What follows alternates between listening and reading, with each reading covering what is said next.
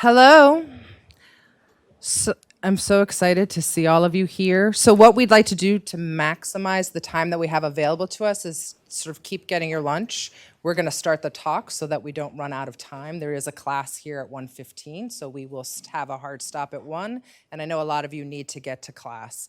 If you have your stuff on a chair and nobody's actually sitting on it, please put your hand up so somebody can find a seat. I think we're going to run out of seats. My name's Jocelyn. I'm the director of the library. I'm really excited to see you all here for Banned Books Week. This is a week where we really try to explore issues around censorship, and the role that a library has in Banned Books Week and censorship really revolves around the fact that we stand sort of at the center of the distribution of information and the creation of knowledge, right? And so libraries have a very personal and vested interest in ensuring that people have access to all kinds of information, not just certain kinds of information. We'll talk more about that tomorrow and on Thursday as we move through our Banned Books Week events. I want to turn it over to Josh Smith, who is fundamental in bringing our speakers onto campus this week, and he'll introduce our first speaker. Thank you, and thanks very much to the library. This is very much has its origin in the library and is sustained by the library.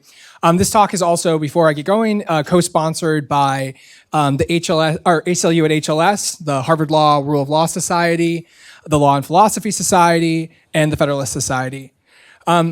So for many of us, art is not instrumental. It's not means to something else. It is an endpoint in itself. And this is, I think, part because its beauty, its ambiguity, its vagueness at times, its contradictions, its paradoxes say things that can't be said any other way, and they bring us places out of the often vulgar and crude drudgery of daily life. So I'm very excited to be talking, or to be presenting Svetlana Mintcheva, who is the Director of Programs for the National Coalition Against Censorship. She is a literary scholar and a public commentator as well. And she is going to help us confront the threat that moral propagandists of all ideological stripes pose to the arts. Banned Books Week is also a more national event as well. It is run in part by the organization that Svetlana is from, the National Coalition Against Censorship, as well as other free speech organizations like Comic Book Legal Defense Fund, the American Booksellers for Free Expression, the American Library Association. So I invite you to listen critically to Svetlana. I invite you to ask her questions afterward. And without further ado, Svetlana.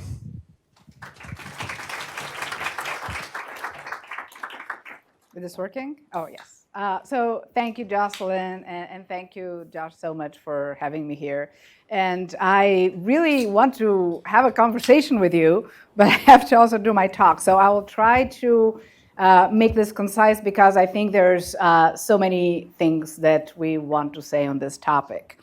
So a little bit of history. I've been with the National Coalition Against Censorship for a very long time, since the beginning of the century, and I've seen a lot of changes. And NCAC itself has been around since 1973, and 1973 was the year of Miller versus California, when obscenity law kind of was constrained, and it included community standards.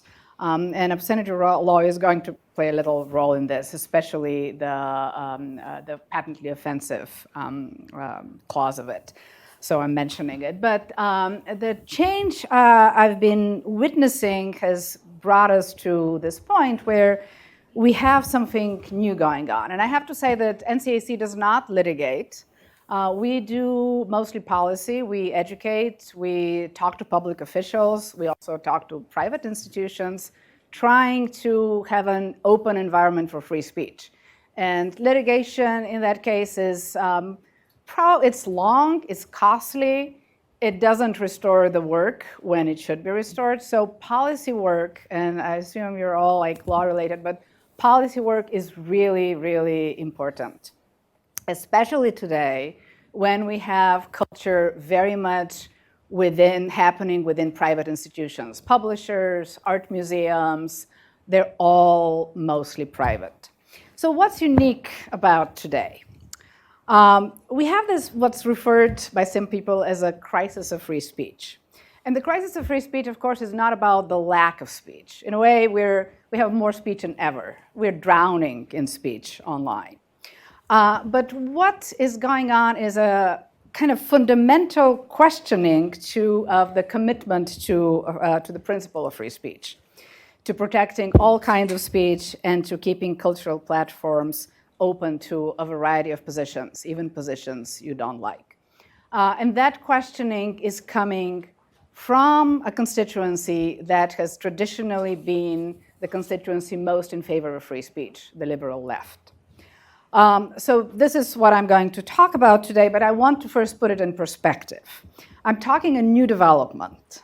There are also older issues which have to do with government pressures, private pressures on speech, censorship as we understand it, as a confrontation between the state and the individual, and that is going on. My organization is dealing with cancellations of drag queen story hour in libraries across the country. This is an event where drag queens read tales, like just stories, to young kids. And people bring their kids voluntarily. However, we've had threats of violence against libraries calling for the cancellation of drag queen story hour. We have challenges to books in schools on a weekly basis. I can talk about it endlessly. We have challenges to political art, criticizing the president. We have one of the latest development is government pressure on Middle East programs to take a particular ideological viewpoint. We have delegitimizing the press, surveillance, refusing First Amendment rights to prisoners.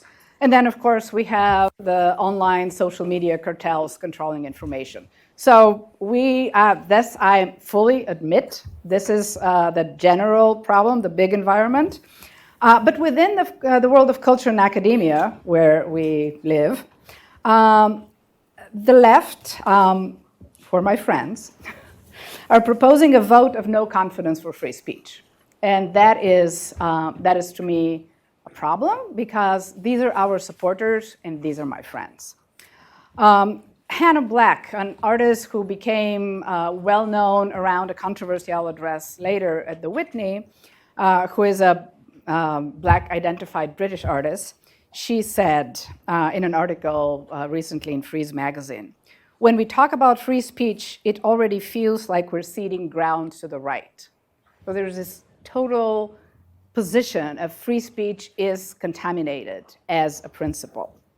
And the argument goes, the marketplace of ideas is rigged. Until we fix the system and have equality for all and in all aspects, and until rights fully extend to everybody, the right to free speech profits the socially privileged unfairly and further oppresses the victims. And then it does damage to the vulnerable by perpetuating systemic injustice. And worse, free speech could lead to violence and is connected closely to violence. Of course, we have 8chan and we have the El Paso Manifesto that reinforces that connection. And it doesn't help the cause that neo-Nazis are marching under the banner of free speech. So we have a problem. A very concise way that the position is summarized is in a recent article by Nasreen Malik in The Guardian, who says, "The purpose of free speech crisis myth is to guilt people into giving up the right to respond to attacks and to destigmatize racism and prejudice. It aims to blackmail good people into ceding space to bad ideas, even though they have a legitimate right to refuse. And it is a myth that demands, in turn, its own silencing and undermining of individual freedom." So what's in here? The first point is the right to response. And I think the right of response is something we need to defend. The right to protest, the right to call for cancellations, the right to protest certain art and protest the Sacklers funding. The right to protest is something that free speech protects. And we need visibility to those issues. And Professor Kennedy was asking, well, just before the speech, isn't cancel culture a type of speech? Yes, it is. Calls for cancellations are. To me, the problem becomes when you have the response of the institution. So you can protest or want to question free speech. How institutions respond And what happens to the culture at large is what concerns me here. And there we lead to the question of space and deplatforming. So what should cultural institutions give space to? Most calls for regulation do not demand state regulation, because the state is not a friend to the left. They target cultural institutions to deplatform speakers, remove art, and cancel performances. And the argument is that certain voices should not be heard. Steve Bannon should not appear at the New Yorker festival because it legitimizes them, and it also spreads dangerous ideas. So, but this is not only about Steve Bannon, it's not only about neo-Nazis, it comes, and this is what I'm going to talk about, it comes down to artists who are potential allies and who have the best of intentions, but somehow they have overstepped by using others' histories. And this is what I'll talk about, and I think it's relevant to the bigger question because it brings the issue of where do we draw the line. And today, accusations of offense, of trauma, of insensitivity, of cultural appropriation, of racism within the art world are, as you probably have sensed it on campus too, are a minefield. And these are labels you cannot shake off. Somebody calls you a racist, it's just very hard to argue, no, I'm not a racist. And one of the first cases, I don't know, how many of you know about the Dana Schutz controversy at the Whitney? Oof. So last Whitney biennial, which was very much a response to police violence against black men, and this was very much in the news at that point. This was 2017. Dana Schutz, who happens to be a white artist, did this painting, which just does not reproduce well in any context, because it's sort of three-dimensional. It has a big gash in the middle. So this painting is based on the image of Emmett Till in his casket, his mutilated body, the image that really made a major difference in the civil rights movement, and the image that his mother, Mamie Till, really wanted seen. She wanted seen it, and it was very, it was mobilizing because it's really an atrocity. So Dana Schutz did this painting with the intent to bring again the attention to violence over the bodies of black men. And protests started immediately. This young man is Parker Bright, and he's an artist, and he stood in a performance the first day in front of the painting, protesting its appearance. And then Hannah Black, who I mentioned before, she publicized a letter and a petition that was very broadly circulated, saying a lot of things. Among them, the subject matter is not Schutz's. And that's key here. White free speech and white creative freedom have been founded on the constraint of others and are not natural rights. The painting must go. And like months of debate ensued. The Whitney did not remove the work. They hosted, actually they invited Claudia Rankin, who is the founder of the Institute for the Racial Imaginary, to hold a session. It was full. It was a beautiful Sunday evening, and the whole art world was there in the atrium of the Whitney. And people are still split on that issue, whether the Whitney should have shown this, whether they were exhibiting their racism by showing it, and whether it should have been removed. The calls for destruction were more muted, but they were there as well. So this stayed, but then very soon after, just a month after, there was a controversy over this installation, which was in Minneapolis. You see it as it was shown in Europe, in Kassel at Documenta.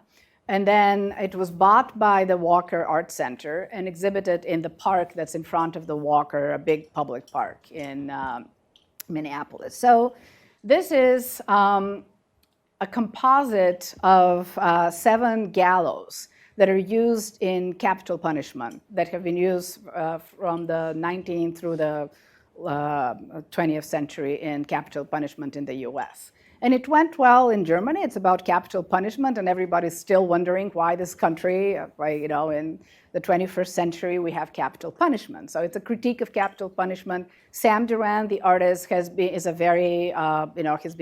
very much involved in indigenous rights. He did that as a critique of the capital punishment. However, one of the gallows was a gallows used in 1862 to execute 32 Dakota in Mankato, Minnesota, very close to Minneapolis. So protests immediately started, like even before it was open. The park was still in construction, and there were protests and calls to remove the work. And that was happening over Memorial Day 2017. It was just like the controversy sprung up on Friday. By Monday, the museum decided to dismantle the work, to just destroy it, and to, with the collaboration of the artists, to cede all rights, intellectual property rights to the work to the Dakota elders. And that did not take into account that there were even disagreements within the Dakota community. It was a very quickly made decision. The artwork was dismantled and eventually given to the Dakota to do what they wanted with it, to whether burn it, bury it, and I think they spent a bunch of time figuring out what to do with it, and then sort of had a ritual of destroying it, of burying it. So both controversies were more about the identity of the artist than the content of the work. This is not your story. The same as with Dana Schutz. It's not her story.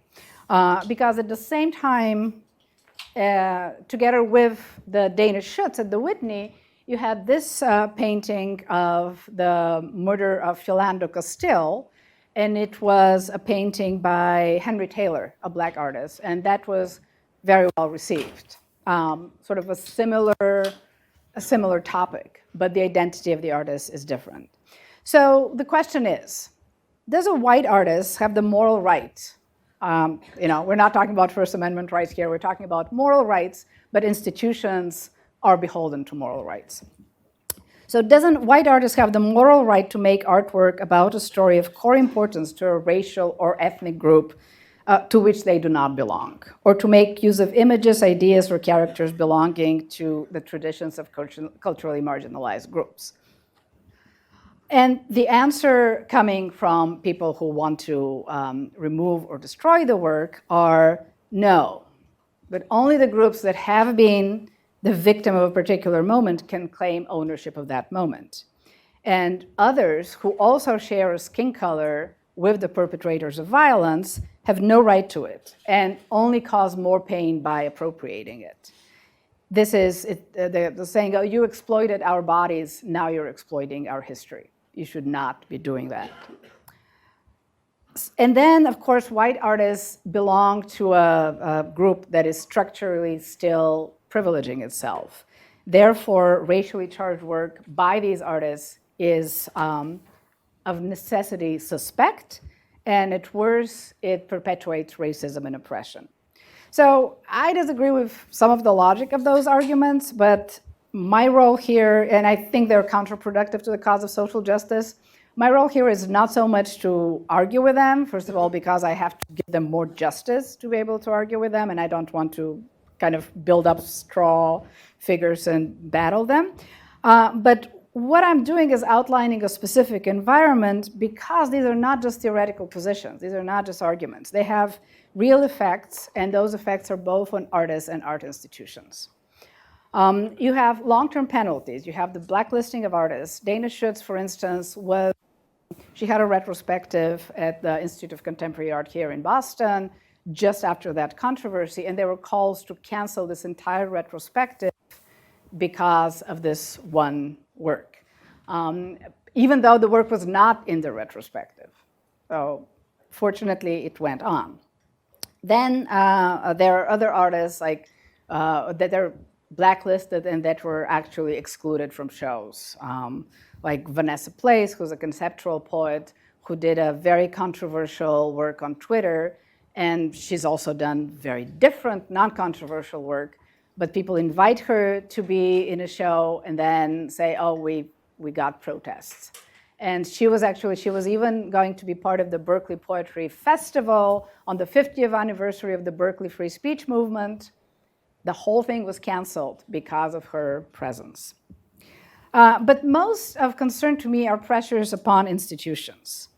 And the question that a museum is showing something and validating it, and they should not be showing it, they should not be having this conversation, is the problem to me. And part of the Sam Durant protests were no conversation, take it down. Because very frequently we have a controversy and you say, well, let's talk about it. This is an interesting conversation to have.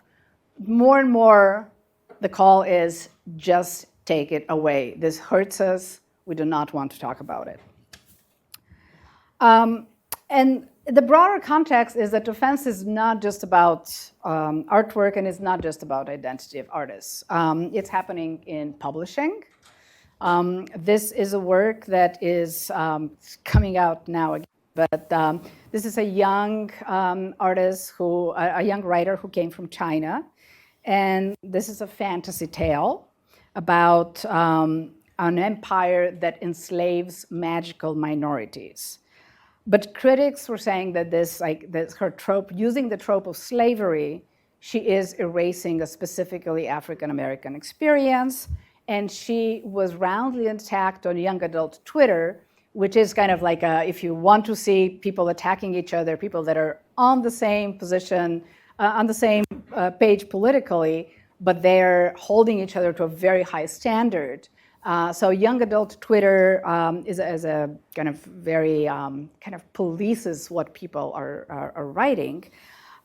So she had to pull her book because she was attacked for appropriating that experience, even though she was talking about the epidemic of indentured labor in Asia and countries across Asia, and also trafficking, which is a real problem.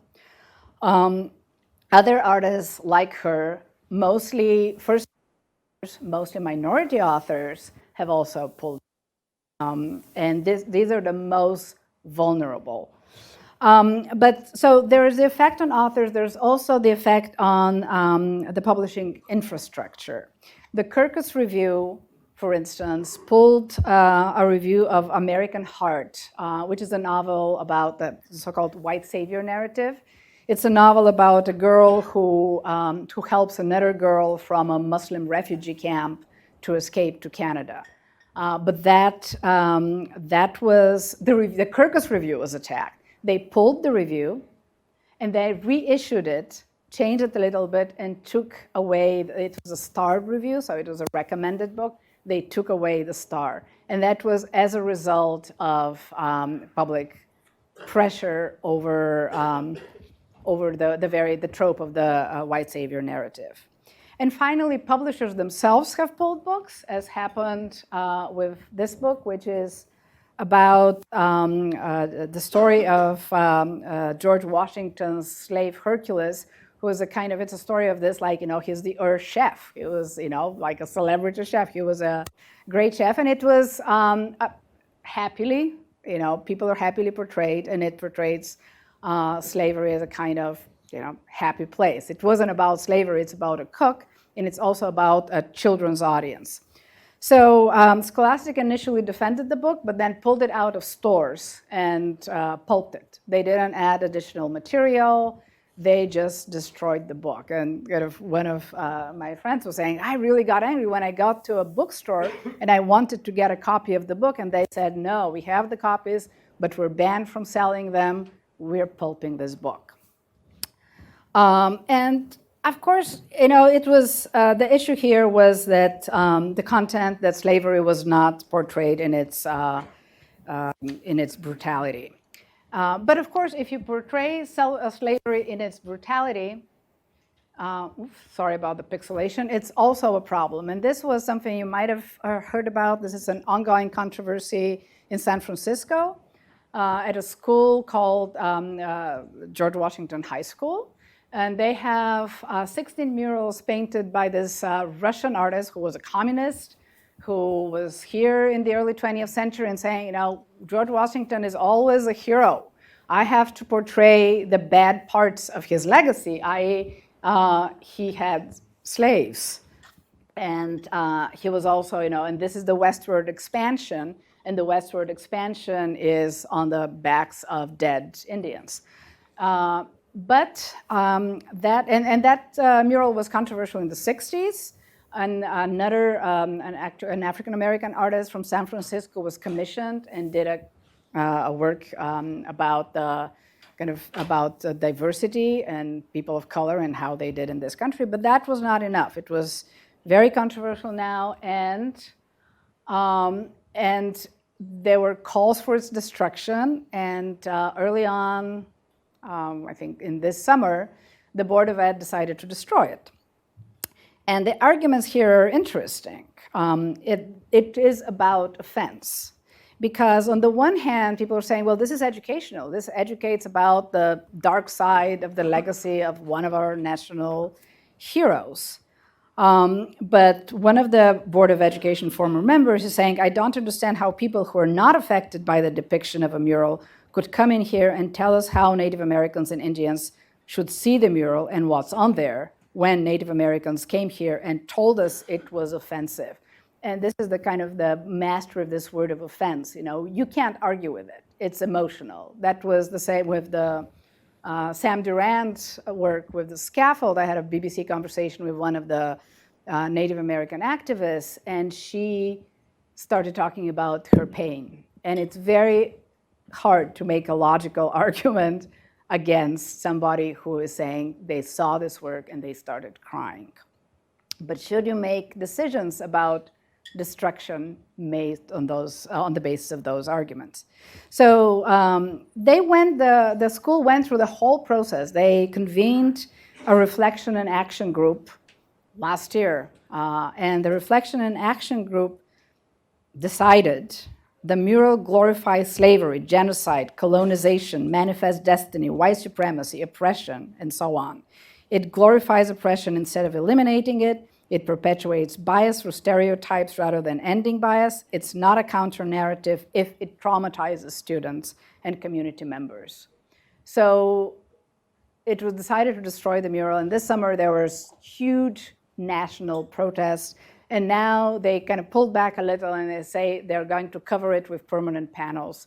They're not going to entirely destroy it. And so we all agree we should remember history, and in a way that recognizes violence and oppression. But how is this ever to be done? Because if it's too dark, it's painful, it's offensive, it's traumatic, you're reminded of that every day. If it's too sunny and bright, it's misleading, this also offensive. So how do we talk? How do we reckon with history? And we've had challenges to Huck Finn, to Kill a Mockingbird, to Confederate flags that are illustrating history lessons. This is going on. How do we talk about those issues? And perhaps we have reached this crisis moment because the US has never been able to really address the issue of historical guilt. And I'm European, so I'm much more used to the historical guilt part. Or perhaps ironically, because it has never before been so truly multicultural. We actually have more voices up there speaking, even though we're noticing who is not, but there's never been a time in history that culture has been so diverse. We want more diversity, but show me when we have been better. So it's not easy to address those painful issues in a nuanced way, especially at a time of heightened political tension. And we can make arguments about intermixed history, about the complexities of speech and power, but the pressure to take a strong and unambiguous position are very, very high. And the bottom line is, do cultural institutions have the stomach and the PR power to keep risking a spot in the crossfire? And my organization has been actually, kind of to plug us a little bit, working on those issues. We did this, we interviewed curators and did a little booklet, which Josh is going to show, Smart Tactics, which is like, how do you handle this? How do you show difficult content at the same time as not kind of wading into an unproductive, can you show it? Oh, there it is, yeah. Without wading into unproductive controversy. That we cannot avoid controversy. We just have to have a good conversation and agree to disagree. And we're sort of not used to that. We want to resolve issues. But maybe we should stay in this position where we don't know, and we talk and we bring different positions together. But now people just can't talk to each other. So to me, like, as a free speech person, that's what I want to have. I want to have more speech. And if people are angry, let them express their anger. So again, the question, does the environment we have pose a special threat to the free circulation of ideas in culture? And I don't want to have a false narrative here about the free speech in the immediate future, though there's plenty to feed that dystopia, and cancel culture is just a minor part of it. What's happening online, what's happening with governments here and globally, it's much more the issue. But what I want to point out, that especially to you, because you're so young, is that we should not make the mistake of taking free speech as a solidly established value. The banner of free speech actually has been waving for a very short time, and this has been pretty much in post-Second World War liberal democracies. And that is the recent memory of Americans now, and probably not only you, but your parents. Before the mid-20th century, first of all, the First Amendment didn't offer much support to art and culture. Film, visual art, books, you still had obscenity laws. In the 19th century, when Anthony Comstock's New York Society for the Suppression of Vice took the task to uphold public morals, he did it very proudly. And look at the logo. The logo is, yes, we're going to put people in jail and we're going to burn books. And it was just taken for granted that we should protect the vulnerable, and the vulnerable were children, women, and the lower classes from the corrupting influence of low subject matter. So you had a very robust censorship regime, both public and private. And publishers, librarians were very much involved in that, maintaining a kind of homogeneous culture and a censorship regime and keeping those corrupting influences from the lower classes.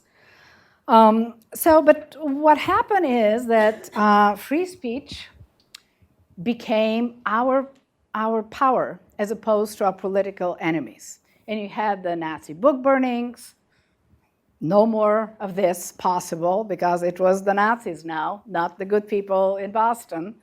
And you had degenerate art shows of the Nazis. The Soviet Union tortured and killed artists, theater makers, and so on. So free speech became a Cold War weapon. And in the 50s, the threat to the moral order became, very interestingly, in Ruff versus the United States. The Supreme Court kind of gave its blessing to offense as a reason to censor, because the definition of obscenity shifted from what is corrupting of the vulnerable, a very old definition dating to Britain, to what is patently offensive. So when we look at offense, it's not like invented yesterday. It has a long history, and then it kind of went from legal discourse into popular discourse, and it blossomed with the culture wars in the 90s, when the Cold War ended in 1989, and the cultural suppression was no longer seen as symbolic of the censorship was no longer symbolic of the ugly power of the Soviets and our Cold War enemy. So the culture wars that you probably don't remember were wars that started in Congress over defunding the arts. saying what artists are doing, what the National Endowment for the Arts is funding is art that is offensive to taxpayers, i.e. art dealing with sexuality, art dealing with women, and mostly the art was around AIDS, the gay movement, the feminist movement. So they wanted to pull government funding from that art because it offended taxpayers. And one of the solutions people said, well, why do we need government funding of the arts? If we don't have government funding, then the government is not going to start censoring the arts. So let's just have private funding of the arts. And of course, the private ownership of cultural institutions then exposed them to way more pressure, both from funders and from communities. And there's no First Amendment to bar a private institution from censorship. So today we have pressures coming from all sides. Funding pressures from public and private money and community pressures. And so to me, there are three distinct things that are my fears today. And one is self-censorship. And it's quite real. It is when you're fearing that somebody will take your funding, or when you're fearing that your whole show will be occluded because of a controversial artwork, you're just going to start self-censoring. And that's happening also in the publishing industry. A prominent children's book agent was quoted as saying, without revealing her name, "None of us are willing to comment publicly for fear of being targeted and labeled racist or bigoted." So you can't even have a discussion sometimes. And that is particularly dangerous in the arts because experimentation is really important. Mistakes are important.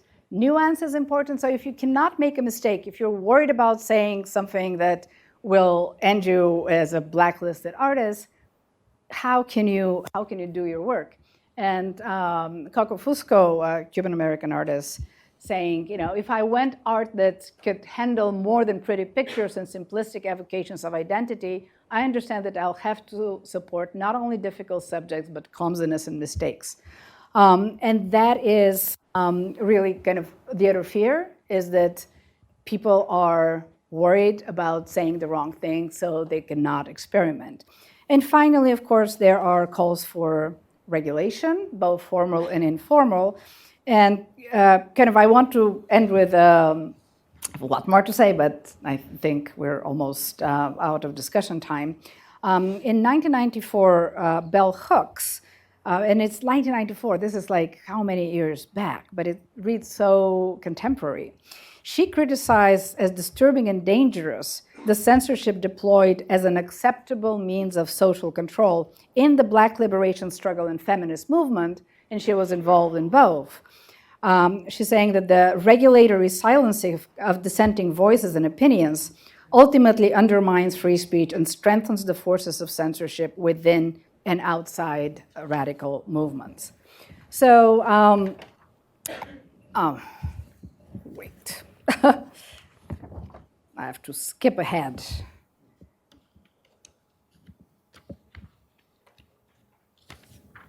So back to the question, will free speech survive? Probably, but it will be transformed as it always is. And it's already transforming with new technologies of communication. And for cultural institutions, this is a particularly challenging time. What is their role, for instance, in the national reckoning with historical guilt? What is their role in the process of building a multicultural democracy? To me, the role of those institutions is not to take up straight political advocacy, but to stay with the questions, not fear difficult questions and avoid quick resolutions. And as Kathy Holbright, who was a curator in many different museums, wonderfully phrased it, we need safe spaces for unsafe ideas. Yes. Thank you. And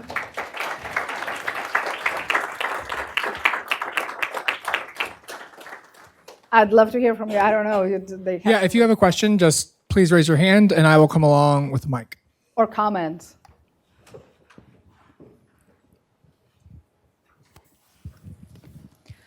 Many thanks for the talk. So you separated institutional response from kind of response of private individuals in your talk. So I'm just wondering whether there's more to cancel culture than just institutional response, because I feel like kind of a huge part of cancel culture and a lot of what stops us from speaking out, it's not just kind of the prospect of losing a job or get a book pulled from the publishing, etc., etc. But sometimes kind of being socially ostracized or being subject to shame is what kind of motivates people to self-censor.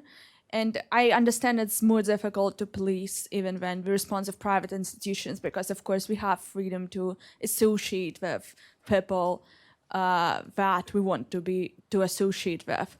So I was wondering, what main challenges do you see like in this area, in like social interactions as, you know, like a method of censorship, and what complexities do you see in how we as a society can move forward while not infringing our privacy and our freedom to, you know, choose who to like, choose who to be friends with? Well, that's the, you're talking about the impact on the individual, not so much the institutional. And I have so many individuals that, curators at museums and so on, that say they disengage from social media because once they say something that goes against the grain. And again, I think a lot of this conversation is happening on one political side. So these are your friends. And when you disagree with your friends and you become ostracized, you become also like professionally ostracized. So how do we deal with that? And that's a very hard question. I think it's partly a result of how we interact on social media, because it's short, it's open to misinterpretation.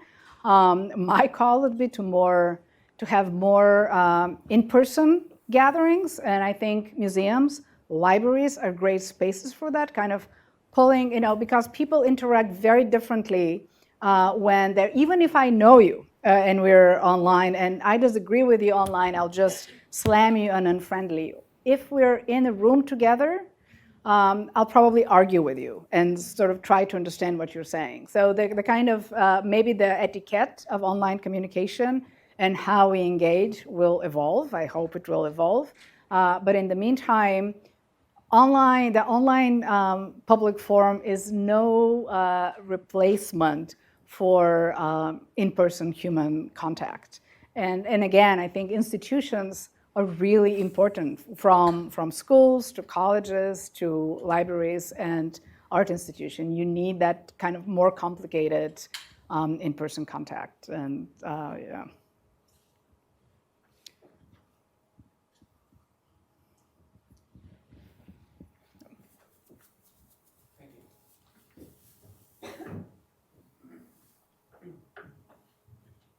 And I mean, people, Sam Durant, when the scaffold controversy was going on, he said he left, he's the artist, he left all social media. He just did not want, he just disengaged entirely.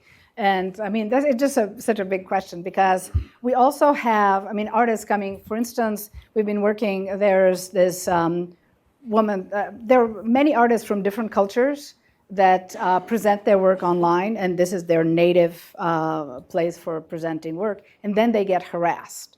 So we had a Yemeni artist who was kind of attacked from her own community, from Yemeni men that were just, she not only left online communication, she left the country. And she could not use Instagram to spread her work because of this harassment. So we're working, and Penn has been working on that. How do you respond as an artist or as an individual to online harassment? So we're developing these kind of new skills to negotiate a new environment. But we can't, there's no magic bullet. It has to be a process, and we have to be all working on it. So with respect to the cultural institutions you mentioned, I sort of see in this problem a big principal-agent problem, whereby the directors of these institutions, even though they see the long-term interest in the institutions as supporting free expression, the personal vitriol that they're going to face for supporting that is, is much more personal. And there's no great incentive for them to act maybe in the long-term best interest of the institution in order to shield their own situation. And I was wondering if you had any thoughts as to what changes or institutional changes that can be put in place in order to realign the incentives a little better. Well, first of all, for museums, free speech is probably not the only thing in their mission. They also have to be responsive to their communities. More and more, they have to be working towards social justice. So there's the safety issue. There was the case, I don't know whether you know about the Guggenheim. The Guggenheim had a show of art from China, historical art from China. They had threats of violence. So you have the safety of the institution to consider as well, which is for me the hardest problem. There were a million signatures under a change.org petition to remove several videos documenting performances with animals from the exhibition, and then they received threats of violence, so they removed them. So we have been working on that, kind of like protocols of how they respond, and we did this document with other art service organizations called Best Practices for Museums. So it is how you don't respond to controversy by removing the work, but you give yourself time and you have a conversation, and how you handle media. It's a multi-tiered approach, but yes, we're working with institutions to help them navigate this new environment, because it is a new environment. And we're also working with a kind of mutual support between institutions so that they can stand behind each other. An institution does not want to be left alone in the field. A museum director does not want to be the lone supporter of free speech. But again, free speech is not their one and only mission goal. So there are a lot of these personal decisions. And also, do you endanger the institution and its funding? A gentleman and then the green shirt, black shirt. Thanks. So a few years ago, my alma mater, Brown University, hosted the former head of the New York Police Department. And while he was speaking, a lot of students jumped up and started yelling and waving signs to the point that he couldn't be heard anymore, and he just had to leave. I was wondering what people either within a community or what an organization such as yours could do to prevent situations like that from happening in the future, because that situation at Brown wasn't the only time that's happened. That's happened at other universities around the country when it comes to controversial speakers. Well, I think actually the universities have started learning from that, and that was one of the first ones, and then there were the Charles Murray and so on. But I think universities have been better. We haven't heard so much about this kind of disruptions lately, and it's a very clear line. So the university needs to provide space for protests.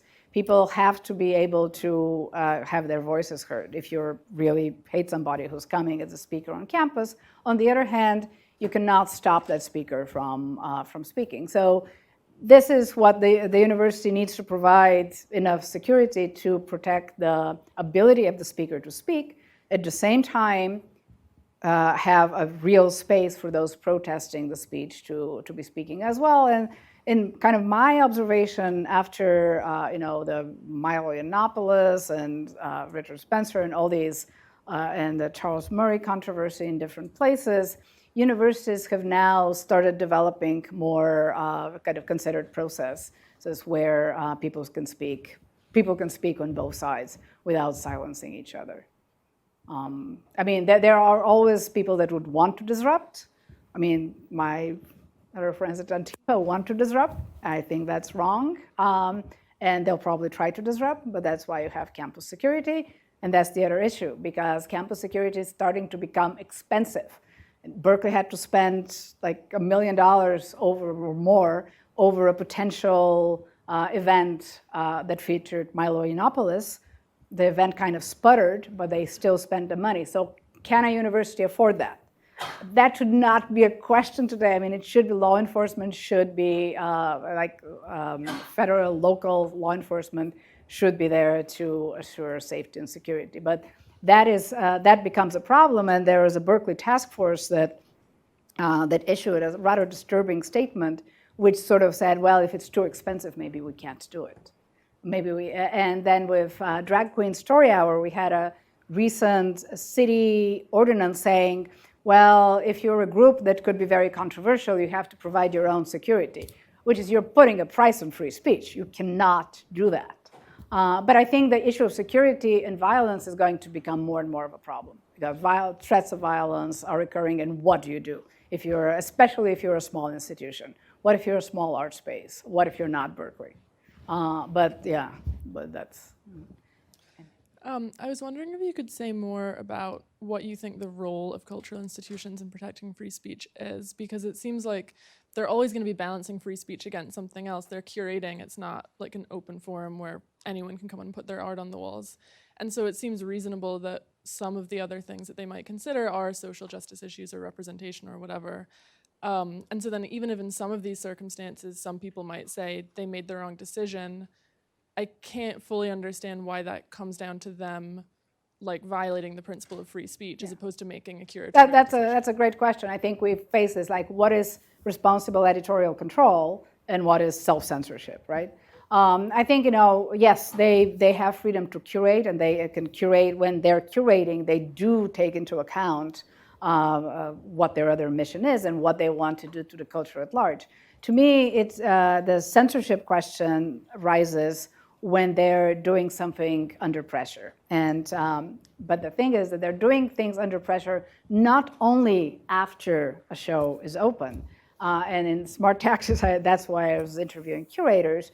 I was asking them, so in the preparation of the show, what kind of pressures are you facing, and how are you responding to them?